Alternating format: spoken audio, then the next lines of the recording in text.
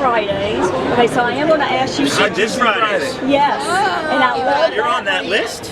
Yes, I haven't even seen this Fridays. And loved both of them. Lots of character stuff about at least some of the characters, especially like 2. We got some good info about her.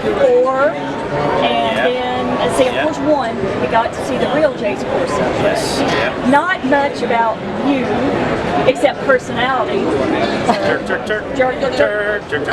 None really about you. We know you can fly a ship. Just wait. And not much about you. I mean, you got everybody else's dirty laundry, but none about you. 5 is pretty mysterious. Yeah. I was wondering who did the laundry on the ship. Maybe that was. And I cooked. Yeah. We never see the toilet in the ship either. Sorry. Go ahead. No, it's okay. This is great. Yeah. Are we going to get some episodes where we get more of the backstory about you? For sure. Okay. Most definitely. As we've said before, like it's what's great about this. It's a true ensemble. We all have very specific roles. We're all such a diverse group, and you'll find out more about all of us and why we are where we are and how we got to where we are. And then even after you get to those answers, you're gonna go, wait a second here. Yeah. Is that right? And then it's that whole nature versus nurture. Do you become what everyone expects of you or what you were, or do you become a new person and start from here? And can you?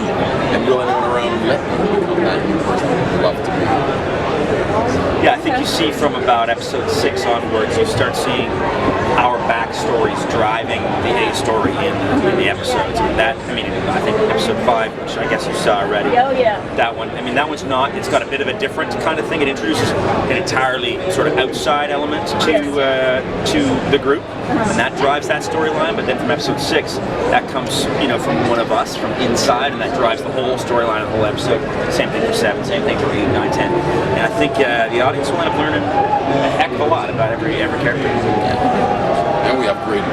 I think everyone has great history when they find out some things. I mean, some tragic, but it's very compelling stuff. We all have very interesting, unique backgrounds that you get to find out as we figure it out ourselves. Awesome. Yeah. Now, there was a big reveal in this new episode, and I will not spoil it until tomorrow night. We know it. What is it? Massive reveal. What happened? Do you, actually, turn the camera around. Do you have theories? Because we had theories when we read that, but we didn't know. You mean about what happened with her at the end? Well, I see 2 possibilities. Whether she's like this super like X-Men type that can heal herself, kind of like a female version of Wolverine but without the claws, or that virus that you were infected with. I mean, they created it to try for that very purpose. So are you immortal? That's what I think. And how would that affect your character going forward, knowing, having this knowledge, and then what anybody else find out, and how that affect the dynamics of the group? That you got like this superhuman. Yeah, exactly. Let's just say that he plays with that for a long time. He does. He plays with it for a long time, and I would say that that episode introduces that concept. We don't touch on it For a while. for a period of time. We like to keep our viewers guessing. Yeah. Well, yeah. We'd love to hear the theories come up. Well, I mean, it's not that we don't touch on it. Well, no, You but definitely touch on it. I touch on it, but we kind of leave it alone. We don't get any answers for that. Nobody really does for a while.